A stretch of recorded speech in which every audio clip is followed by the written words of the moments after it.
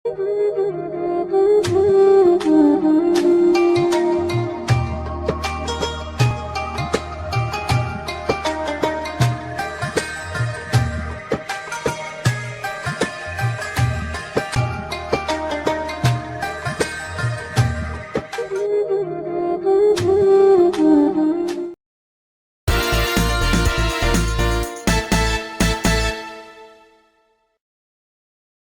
عليكم. زلت الاول. صحة رمضان يكون كامل. اليوم ندير لكم كيفيه تقليديه مع هذا رمضان. سلطه الزيتون، طاجين الزيتون بالبولي مع الصوص بلونش. سلطه الزيتون طريقتي.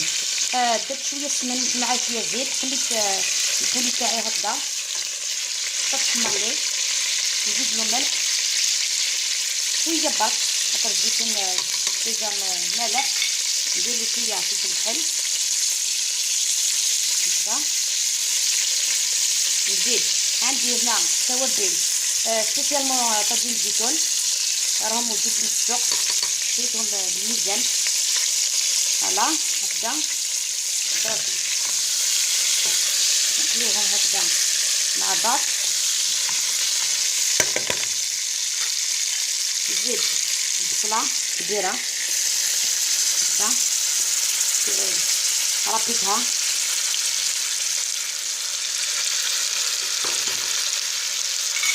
هكذا، نخليها تتقلى مع البولي تاعي.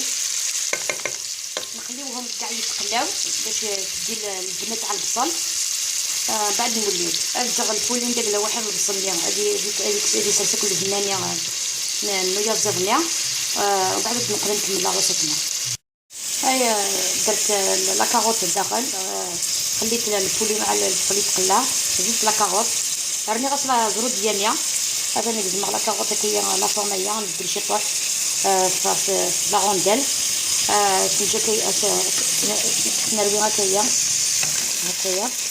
غتنمرق وماني حمان بيان سور كيصحنا غنان توجور. نتحاول راه لقيت كان هذاك الزرود دياليا. فوالا لقيت كان هذاك الزرود دياليا. اجينا الغدا باش نجاتو مثلا نخليو الزرود ديال مع البولي يطيبوا، ومن بعد نوليو نزيدو الزيتون. انا ديجا غليتو باش نحيلو الملح، غليتو دو فوا.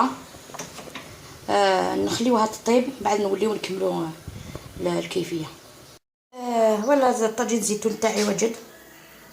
بعد ما طابت الزروديه زدت الزيتون هذاك شويه برك، زدت المعدنوس، بعد خليته يكمل طياب هكذاك 10 مينوت. المرقه ما لازمش تكون بزاف، لازم تكون عقده. فوالا ان شاء الله يعجبكم. هاي الطريقه تاعي. صحه فطوركم، الى اللقاء الوصفه القادمه ان شاء الله.